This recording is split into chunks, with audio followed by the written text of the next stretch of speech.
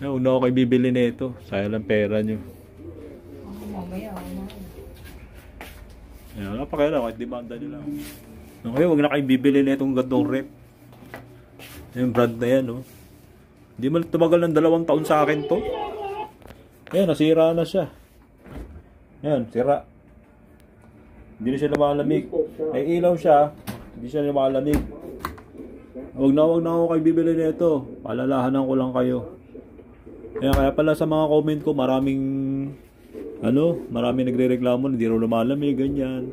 Sa akin, natuluyan na talaga siya. Ayan, na-upload ko to siguro last year ho. Na-upload ko to. Mag 1 year and a half pa lang sa akin to, bigla lang bumigay. Umingay yung gilid, umingay.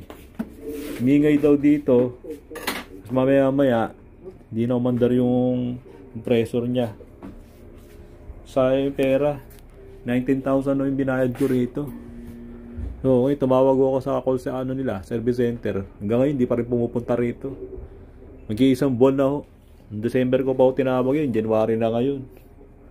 Yan, paunahan ko na kayo, huwag na kayo bibili na ito. Bahala kayo, kahit demanda niya ako. Huwag na kayo bibili ng gantong rep. May nag-PM.